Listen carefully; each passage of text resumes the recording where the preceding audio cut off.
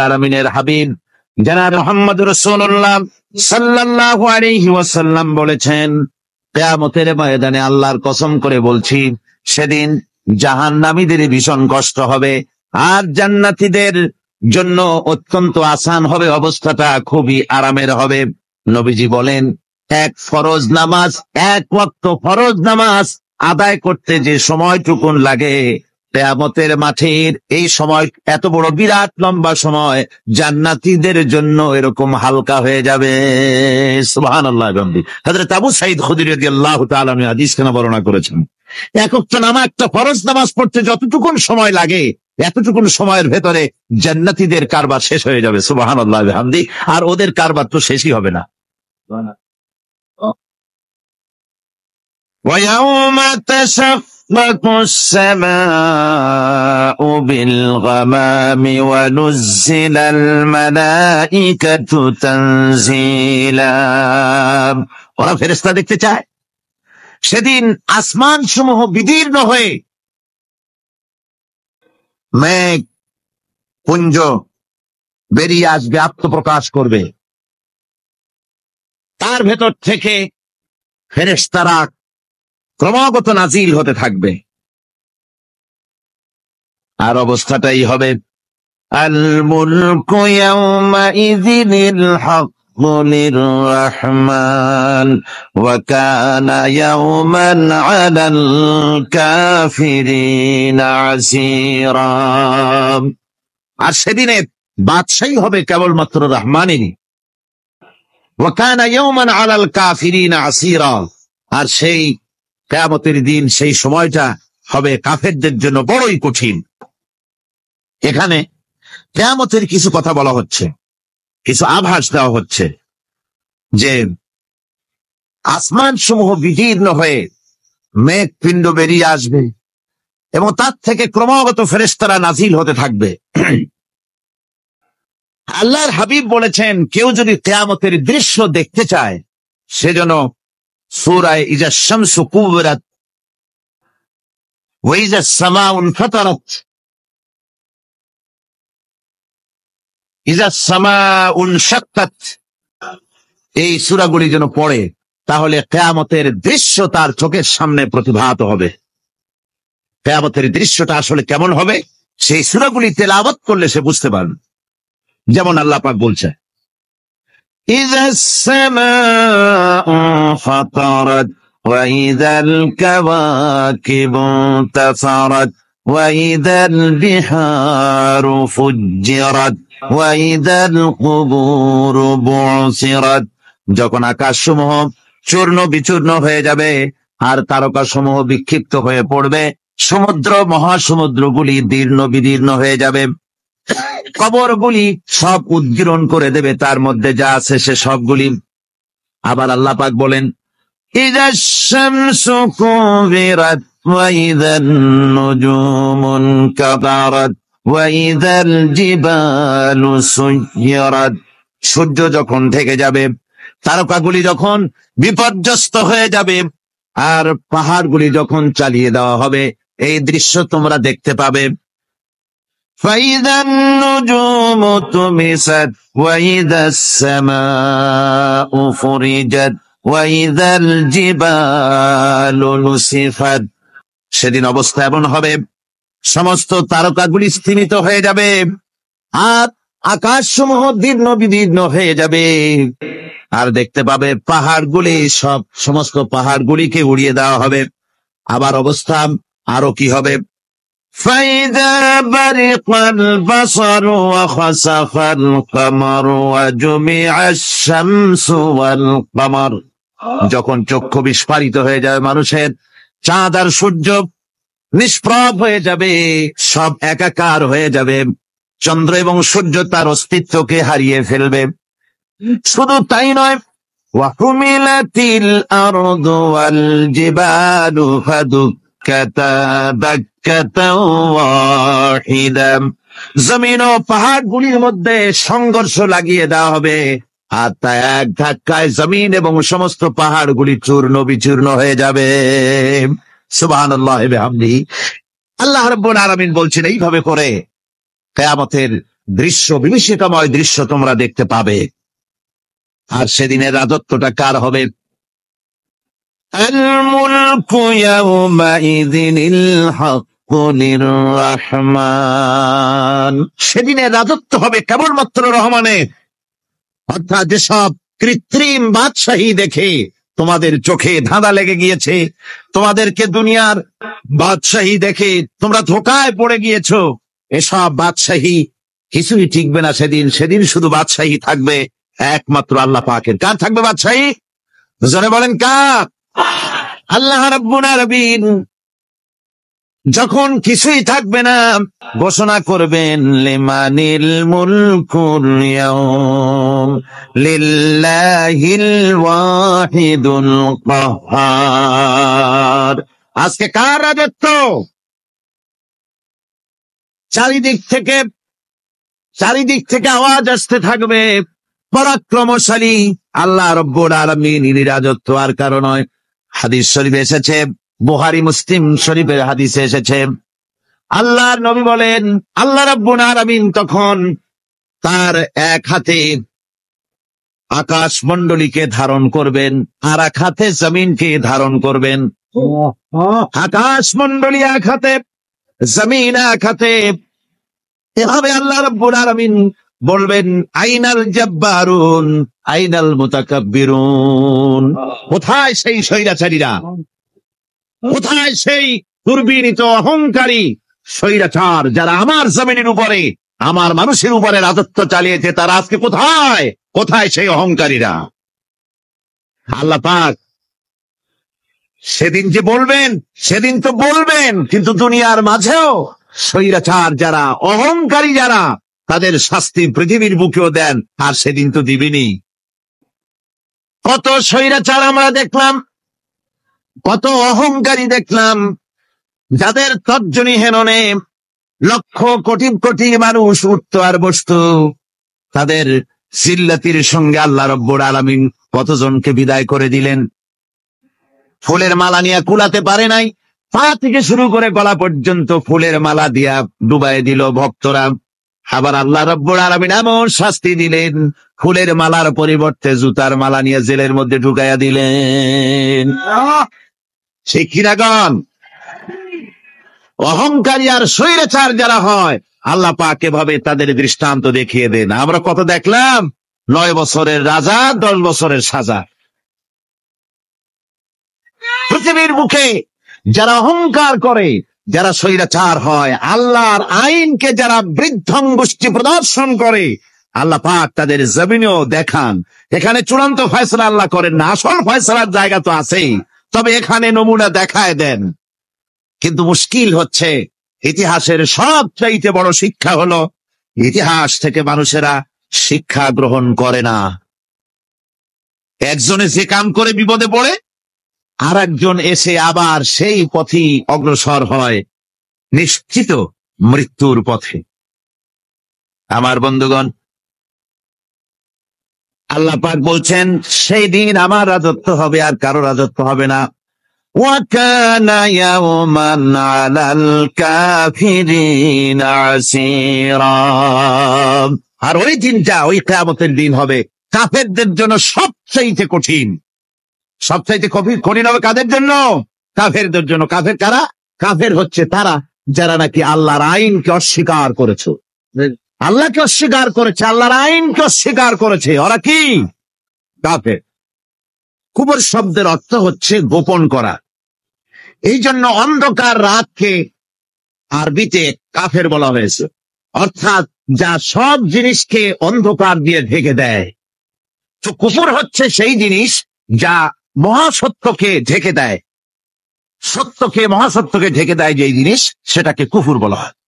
আর এই কাফের অন্ধকারে ঘুরে মরে, সে কোন আলোর খোঁজ পায় না। আল্লাহ রাব্বুল আলামিন বলেন, কাফেরদের কথা এখন শোনাচ্ছেন আল্লাহ পাক, ওয়াল্লাযীনা কাফারু আউলিয়াউহুমুত তাগুতু ইউখরিজুনাহুম মিনান নূরি ইলায যুলুমাত। যারা কাফের, যারা কুফরি অবলম্বন করেছে, তাদের সাহায্যকারী আর পৃষ্ঠপোষক হচ্ছে তাগুত। তাগুত বলা হয় সেই শক্তিকে, যে শক্তি শুধু নিজেই আল্লাহর আইন অমান্য করে বসে থাকে না, বরং অন্যদেরকেও আল্লাহর আইন অমান্য করতে বাধ্য করে। ওদেরকে আরবিতে কি বলা হয়? তাগুত বলা হয়। আর এই তাগুতি শক্তি, এই তাগুত হয় তার সাহায্যকারী, যা তাকে আলো থেকে টেনে অন্ধকারের ভেতরে নিয়ে যায়। আর কাফের হচ্ছে আল্লাহ পাকের ভাষায়, অর্থাৎ কোরআনের ভাষায়, কাফের হচ্ছে সবচাইতে নিকৃষ্ট প্রাণী, সবচাইতে নিকৃষ্ট জীব। মহাসত্যকে যারা অস্বীকার করেছে, যারা আল্লাহকে মানে না, যারা আল্লাহ কোরআনকে মানে না, যারা ইসলামকে স্বীকার করে না, তারা সবচাইতে নিকৃষ্ট প্রাণী। আল্লাহ রাব্বুল আলামিন বলেন, ইন্না শাররাদ-দাওয়াবি ইনদাল্লাহিল্লাযীনা কাফারু ফাহুম লা ইউমিনুন। নিশ্চয়ই আল্লাহর জমিনে সব বিচরণশীল জীব যত আছে, আল্লাহ বলছেন আমার জমিনে বিচরণশীল জীব যত আছে, তার মধ্যে সব চাইতে নিকৃষ্ট প্রাণী হলো যারা ঈমান আনে নাই, যারা বিশ্বাস করেন আমি আল্লাহকে, যারা পরকালকে বিশ্বাস করে নাই, যারা কোরআনকে বিশ্বাস করে নাই, যারা ইসলামকে বিশ্বাস করে নাই, পৃথিবীর মধ্যে তারা সবচাইতে নিকৃষ্টতম প্রাণী। আল্লাহ বলেন শুধু নিকৃষ্ট জনক নিকৃষ্ট প্রাণী বললেই সারে না, এরা হলো চতুষ্পদ জানোয়ারের মতো। কে বলতেছেন? আমি বলছি নাকি? আল্লাহ পাক বলতেছেন চতুষ্পদ জানোয়ারের মতো কাফেরেরা। وَمَثَلُ الَّذِينَ كَفَرُوا كَمَثَلِ الَّذِي يَنْعِقُ بِمَا لَا يَسْمَعُ إِلَّا دُعَاءً وَنِدَاءً। এই কাফেরদের দৃষ্টান্ত হচ্ছে সেই রাখালের মতো, যে রাখাল তার পশুদেরকে ডাকে, আর ওই পশুরা একটা ডাক শোনে মাত্র, কিন্তু কি যে বলে তা তো পশুতে বোঝেন। কথা বুঝতে পেরেছে? সুম্মুন বুকুমুন উমিয়ুন ফাহুম লা ইয়াকিলুন। এরা বোবা, এরা বধির, এরা অন্ধ, এ কারণেই কোনো কথা বোঝে না। এরা চতুষ্পদ জানোয়ারের চাইতেও নিকৃষ্ট। যাদেরকে আমি আল্লাহ বলেন, যাদেরকে আমি চোখ দিলাম, চোখ থাকতে হক দেখলো না, সব দেখলো। হক দেখে নাই চোখ দিয়া, এই চোখ দিয়া সব দেখলো। নারীর সৌন্দর্য উপভোগ করলো, আর নারীর অঙ্গ প্রত্যঙ্গ নিয়ে নানা ধরনের গল্প লিখলো, কবিতা লিখলো, কিন্তু এই সৌন্দর্য যিনি দিলেন তারেও চিনল না। আছে না কত কবি আমাদের দেশে? আমার দেশের সেই কবি জাতীয় পুরস্কার পায় যে কবি নারীর বিশেষ বিশেষ অঙ্গ নিয়ে বেশি করে নির্লজ্জ কবিতা লিখতে পারে, ওই হলো সবচেয়ে বড় কবি। আমার বন্ধুগণ, একজন বুজুর্গ ব্যক্তি, তিনি পথ দিয়ে যাচ্ছিলেন, তো সে পথে এক সুন্দরী যুবতী মেয়েকে দেখে সেই যুবতী মেয়ের দিকে এই বুজুর্গ ব্যক্তি এক নজরে তাকায় আছে। তখন এই ঘটনাটাকে কবি এভাবে লিখতেছেন সাজায়, একদা সুখদায়ক প্রমোদা বদন দর্শন করিব ঝরিল নয়ন, হেসে কহে সে রূপসী সবিস্ময় মন, কহ দেখি মহাশয় কহ কি কারণ, বিষয় বিরাগী তুমি ভুবনে প্রচার, কি হেতু জন্মিল তব মানস বিকার, সামান্য ললনারূপ করি দর্শন, উচিত না হয় তব অশ্রু বরিশন।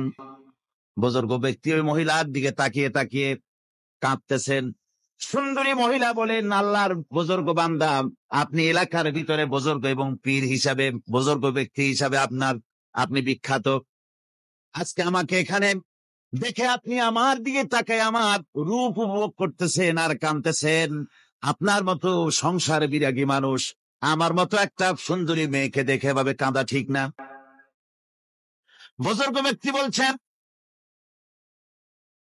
হেসে কহিলাম বালে করহ শ্রবণ, নেত্র ঝরে তব হেতু ভেব না এমন, যে শিল্পী রচিল ওই সুধাংশু বদন, তাহার তরে ঝরে নেত্র নয়নে জীবন। আল্লাহর বান্দি, আমি তোমাকে দেখে কান্দি না, আমার চোখে পানি বেরিয়ে গেছে। তোমারে দেখে আমি মনে মনে ভাবলাম, এত সুন্দর করে যিনি মানুষ বানিয়েছেন, না জানি ওই আল্লাহ রব্বুল আলামিন কত বড় সুন্দর। আমার ভাইরা, সুতরাং চোখ থাকতে ওরা আল্লাহ রাব্বুল আলামিনের কুদরত ওরা দেখে নাই, কান থাকতে কোরআনের আওয়াজ ওদের কানের মধ্যে ঢোকে নাই, বিবেক থাকতে আল্লাহর দ্বীনকে বুঝতে পারে নাই, চিন্তা করতে পারে নাই। আল্লাহ রাব্বুল আলামিন বলেন, উলাইকা কাল্লানাম, এরা হলো চতুষ্পদ জানোয়ার, বালহুম আদল, শুধু জানোয়ার না, জানোয়ারের চাইতেও নিকৃষ্ট। এমনই জানোয়ার, আল্লাহ বলেন শুধু জানোয়ার না, জানোয়ারের মতো শুধু খায় জনমের মতো। ওয়াল্লাযীনা কাফারু ইয়াতামাত্তাউনা ওয়া ইয়াকুলুনা কামা তাকুলুল আনআম। এই কাফেরগুলির কাম শুধু ফুর্তি করা, গান বাজনা, নাটক, গল্প, এই সব কাজ তাদের। নামাজ নাই, রোজা নাই, আল্লাহর চিন্তা নাই, তাহাজ্জুদ নাই, পরেশগারি নাই, শুধু গান আর নাচ। দেখেন না ফুর্তি। এই যে 1 জানুয়ারি রাত 12টার সময় আমার ঘুম ভেঙে গেল, এই যেখানে আমি ছিলাম, বিকট আওয়াজ। আমি মনে করলাম পাশের বাড়ি বুঝি ডাকাত পড়ছে। পরে বাড়িওয়ালা আমাকে বললেন যে ডাকাত না, বোধহয় এই নিউ ইয়ার সেলিব্রেট হচ্ছে, নতুন বৎসর উদযাপন হচ্ছে, বোমা দিয়ে শহরবাসীর আরামের ঘুম হারাম করে এগুলি করা হচ্ছে।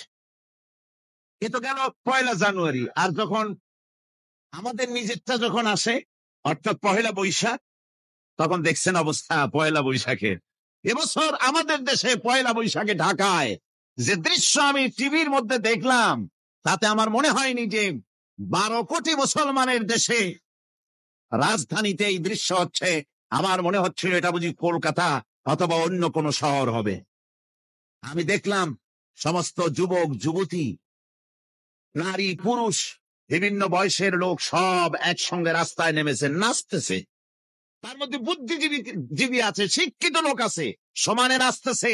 আর তাদের মুখোশ পরা, বানরের মুখোশ, কুকুরের মুখোশ, শূকরের মুখোশ, ঘোড়ার মুখোশ, পাপিশিয়ালের মুখোশ, এই মুখোশ পরে এভাবে নাচতেছে। আমি চিন্তা করলাম, নববর্ষের সাথে কুত্তার মুখোশের সম্পর্ক কি? নববর্ষের সাথে পাতি শ্রীগালের মুখোশের সম্পর্ক কি? তাহলে ওরা কি বলতে চায় যে আগামী বছরটা আমরা কুত্তার ভূমিকায় অ্যাক্টিং করব, অথবা শ্রীগালের মতো ভুট্টামি করব জাতির সাথে? তারপরে কি করলো? সকাল বেলায় যুবক যুবতী 1 বৈশাখ সূর্য উদয়ের আগে রমনা লেকের পাড়ি গিয়ে সব দাঁড়িয়েছে বাসন্তী রঙের শাড়ি পরে। তারপরে সেখানে দাঁড়িয়ে সূর্য উদয়ের পানে তাকিয়ে সকাল বেলা এভাবে করজোর করে বলছে, এসো হে নববৈশাখ স্বাগতম হে। নববৈশাখ অলক্ষে বোধহয় এটা শুনে বলতেছে, বাবাজিরা আমারে ডাকতেছো, অপেক্ষা করো, আমি আসতেছি। আমারে ডাকতেছো, আমি আসতেছি, কোমরে গামছা বেঁধে আসতেছি, 225 মাইল স্পিডে আসতেছি, 30 ফুট উচ্চ জলোচ্ছ্বাস নিয়ে আসতেছি, নববৈশাখের মজা 7 টাকায়। আমার ভাইরা, মুসলমান নববর্ষ উদযাপনের সাথে মুসলমানের কিসের সম্পর্ক? মুসলমান যদি এই দিন উদযাপনই করে, তাহলে তাকে করতে হবে ফজরের নামাজ পড়বে। মুসলমান নববর্ষ উদযাপন করবে, ফজরের নামাজ পড়বে, তারপরে কোরআন শরীফ তেলাওয়াত করবে, দরুদ শরীফ পড়বে, আল্লাহর দরবারে হাত তুলে বলবে, রব্বুল আলামিন 1 বছর পার করে দিলাম, নাফরমানি ছাড়া কিছুই তো করি নাই, বিগত বছরে যা করেছি মাফ করে দাও, আগামী বছরটা গোটা জাতি আর দেশের জন্য কল্যাণকর মঙ্গলময় করে দাও। এটাই তো বলা উচিত ছিল, নাকি বলে? তা না করে, তা না বলে, বৈশাখের পরিচালককে না দেখে সরাসরি বৈশাখকে আহ্বান করা হয়েছে। আর বৈশাখ আহ্বান করার মজা জনমের মতো দেখাই দিয়েছে। আল্লাহ রাব্বুল আলামিন তাই বলেন, কাফেররা তাদের কাজ হলো শুধু খাওয়া, তারা এমন খাওয়া খায় জনবের মতো খায়। ইয়াকুলুনা কামা তাকুলুল আনাম, জানোয়ারে যেমন খায় ওই রকম খায়। তার মানে খায়, একটু বিসমিল্লাহ কয় না, খায়া যখন ছেড়ে দেয় তখন আলহামদুলিল্লাহ বলে না, বাহাজ্যে খায়। আবার বাহাজ্যে খায়, ডাব একটা কাটলো, বিসমিল্লাহ নাই, খাইলো, 2-4 ঢোক খাইয়া পুরা ডাবটারে ফেলাই দিল। ডাবটা কি তোমার বাদাম তৈরি করছিল নাকি? একটু বিসমিল্লাহ বললা না, একটু শুকরিয়া আদায় করলাম। আমি গত এই যে ডিসেম্বর গেল, ডিসেম্বরের 16 তারিখে আমেরিকা থেকে এসেছি। ওখানে দেখলাম তারা প্রতি নভেম্বর মাসের শেষ বৃহস্পতিবার থ্যাঙ্কস গিভিং ডে অবজার্ভ করে। তো আমি জিজ্ঞেস করলাম থ্যাঙ্কস গিভিং ডে জিনিসটা কি? ওরা বললো এটা হচ্ছে এই যে গড আমাদেরকে সারা বছর ভালো খাওয়াইছে, আমাদেরকে ভালোভাবে পড়াইছেন, সুন্দর রেখেছেন, এই জন্য আমরা গডকে থ্যাঙ্কস দেই নভেম্বরের এই শেষ দিনটিতে। সারা বছরের ভালো খাইছি, ভালো থাকছি, এই জন্য গভর্নমেন্টকে মানে গডকে থ্যাঙ্কস দিলাম। আমি আমার আলোচনায় সেখানে বললাম যে দেখেন রাশিয়ার সাথে আমেরিকার পার্থক্য তো এখানে, ওরা গডকে অস্বীকারই করেছে, গডই মানে না। আর এরা গডের নামাজ রোজা বা ইবাদত কিছু করুক আর না করুক, গডের অন্তত একটা ধন্যবাদ দেয়। ওরা ওদের ডলারে লিখেছে ইন গড উই ট্রাস্ট, প্রত্যেকটা ডলারে লেখা আমরা গডে বিশ্বাস করি। তো শুকর আদায় করলে তো আল্লাহ বাড়িয়ে দিবেন। আল্লাহ রাব্বুল আলামিনের সুন্নাত হলো শুকর যদি কেউ আদায় করে আল্লাহ বাড়িয়ে দেন। লাইন শাকারতুম লাযীদান্নাকুম ওয়া লাইন কাফারতুম ইন্না আযাবী লাশাদীদ। আমার নিয়ামতের শুকর যদি আদায় করো আমি বাড়ায় দেব, আর যদি নিয়ামতের শুকর আদায় না করো তাহলে মস্ত বড় শাস্তি তোমাদের জন্য রেখেছি। তো আমেরিকা শুকর আদায় করে নিজেরা খাইয়া, কিন্তু ওদের জমিন হলো বিশাল জমিন। আমি কয়েকবার গিয়েছি এবং বহু স্টেট সফর করেছি। ওদের জমিন এত ফার্টাইল, জমিনে যদি রীতিমতো তারা ফসল ফলাতো, এই ফসল সারা দুনিয়ার দরিদ্র ভুভুক্ষ জনতাকে খাওয়াইয়া বাঁচাইতে পারত। কিন্তু ওরা তা করে না। ওরা করে কি? ওরা মুনাফার হার, বাজার দর ঠিক রাখার জন্য নির্দিষ্ট পরিমাণ জমিনে ফসল ফলায়, কিন্তু জমিন এতই উর্বর ওদের মেজারমেন্ট করা, মাপ করা, হিসাব করা ফসল হয় না, ফসল হয় বেশি। তখন বাড়তি ফসলকে তারা প্রতি বছর লক্ষ লক্ষ টন আলু আর গমকে তারা সমুদ্রে নিক্ষেপ করে। তাদের আলু এবং গম সেই সময় তারা নিক্ষেপ করে সমুদ্রে যখন ইথিওপিয়া, সুদানে মানুষ না খেয়ে মরছে। পৃথিবীর বিভিন্ন দেশে মানুষ ক্ষুধার যন্ত্রণায় যখন চিৎকার করছে আর তাদের এই চিৎকারে আকাশ বাতাস ভারী হয়ে যাচ্ছে, তখন ওরা এই কামটি করছে। তাই আমি ওই প্রথম দিন বলেছিলাম যে রাশিয়া যেমন খান খান হয়েছে, অস্তিত্ব বিলুপ্ত হয়েছে আল্লাহর সাথে নাফরমানি করার কারণে। আপনারা বলতে পারেন কমিউনিজম কি একটা সহজ ব্যাপার?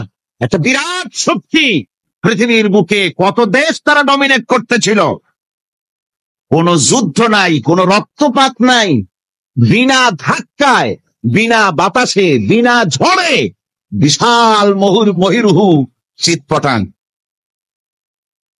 এটা হলো কেন? কেন হলো রাশিয়ার এই দশা?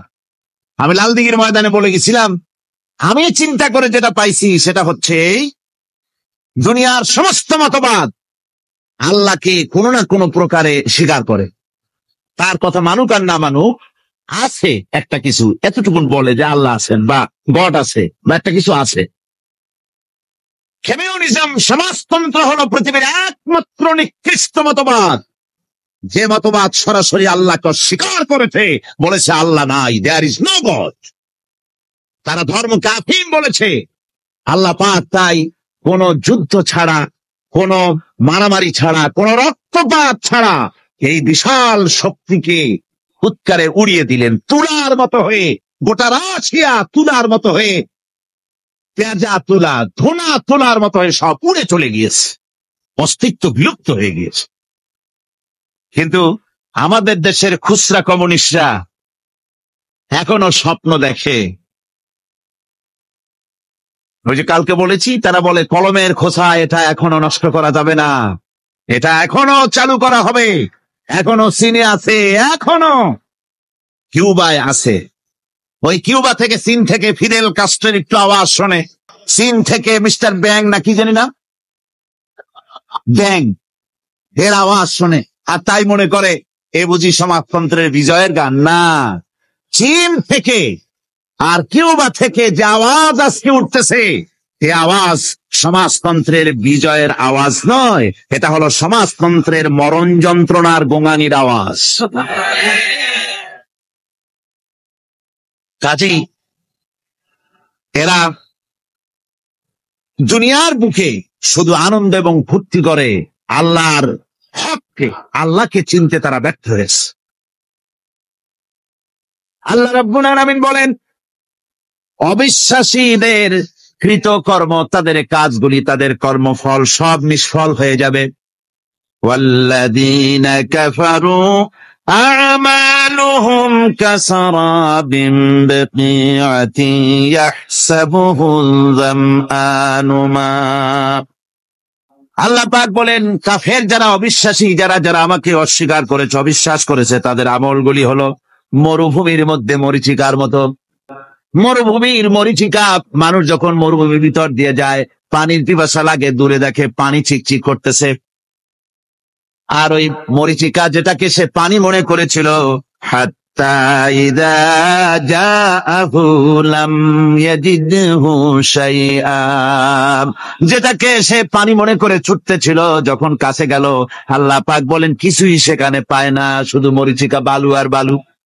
এরকম করে যারা আমার দিনকে অস্বীকার করেছে, আমাকে অস্বীকার করেছে, তারা যত ভালো কাজ করুক আর যাই করুক না কেন, তাদের কৃত কর্মগুলি এভাবে সব নিষ্ফল। এ হলো এক কথা। 2 নম্বরের কথা হলো, ওরা মনে করেছিল সমাজতন্ত্র শান্তি দেবে, কমিউনিজম শান্তি দেবে, সোশ্যালিজম শান্তি দেবে, ক্যাপিটালিজম শান্তি দেবে। এই শান্তির চিন্তা করে অগণিত মানুষকে হত্যা করে সমাজতন্ত্রের রাজত্ব যখন কায়েম করলো, 70 বছর চলে গেল, তারপরে তারা দেখলো হাত্তা ইযা জাআহু লাম ইয়াজিদহু শাইআ, কিচ্ছুই পেল না। তারা ক্ষুধার যন্ত্রণায় মরলো, কাপড় নাই, খাবার নাই। তারা ওই রাশিয়া থেকে, চেকোস্লোভাকিয়া থেকে, যুগোস্লাভিয়া দিয়া, রোমানিয়া থেকে, হাঙ্গেরি এবং পোল্যান্ড আর মঙ্গোলিয়া থেকে, সেখানে সমাজতন্ত্র তাড়াতে আমরা যাই নাই। আমরা সেখানে সমাজতন্ত্রের বিরুদ্ধে তাফসীর করি নাই, ব্যাখ্যা করি নাই, বক্তব্য রাখি নাই। ওই সব দেশ থেকে সমাজতন্ত্র তাড়াইছে কে? তারা তাড়িয়েছে? না না, ওরা নিজেরাই, সেই দেশের জনগণই এটাকে উৎখাত করেছে তাদের জমিন থেকে। আল্লাহ পাক বলছেন, যারা আমার দিনকে, আমার বিধানকে যারা অস্বীকার করবে, তারা এই অস্বীকারী অবস্থায় যদি মৌত হয়, আমার সমাজতন্ত্রী কোনো ভাই যদি এ মাহফিলে থাকেন, কমিউনিস্ট কোনো ভাই যদি এ মাহফিলে থাকেন, তাহলে শুনুন আল্লাহ কি বলতেছেন। আল্লাহর দিনকে, আল্লাহর কোরআন, পূর্ণাঙ্গ জীবন বিধান, অর্থনীতি আছে, সমাজনীতি আছে, রাজনীতি আছে, কথা যারা বিশ্বাস করে না, কোরআনকে শুধুমাত্র নামাজ, রোজা, হজ, যাকাত আর বেহেশত দোজখ যারা মনে করে, জীবন ব্যবস্থা মনে করে না, এই অবস্থায় যদি মারা যায়, আল্লাহ রাব্বুল আলামিন বলেন, ইন্নাল্লাযীনা কাফারু ওয়া মাতু ওয়া হুম কুফফারুন উলাইকা আলাইহিম লানাতুল্লাহি ওয়াল মালাইকাতি ওয়ান নাসি আজমাইন। আল্লাহ রাব্বুল আলামিন বলেন, আমাকে অস্বীকার করার অবস্থায়, আমার দিনকে, বিধানকে অস্বীকার করার অবস্থায় যদি মৌত হয়ে যায়, তাহলে আল্লাহ, ফেরেশতা এবং তামাম পৃথিবীবাসীর অভিসম্পদ তার উপরে হতে থাকে, লানত হতে থাকে। খালিদিনা ফিহা লা ইউখাফফাফু আনহুমুল আযাবু ওয়া লা হুম ইউনজারুন। এই অভিসম্পদ অবস্থায় তারা সব সময় লিপ্ত থাকবে, না তাদের আযাবকে কমায় দেওয়া হবে, আর না তাদের কোন রকম অবকাশ দেওয়া হবে। এখন আরো মজবুত কথা আসতেছে। ويوم يعض الظالم على يديه يقول يا ليتني اتخذت مع الرسول سبيلا। সেদিন জালেমেরা নিজেদের হাত কামড়াতে থাকবে। কোন দিন? বোঝেন না কথা? কোন দিন? কিয়ামতের দিন। কিয়ামতের দিন জালেমেরা নিজেদের হাত কামড়াতে থাকবে, বলবে ইয়া লাইতানি ইত্তাখাযতু মা'আর রাসূল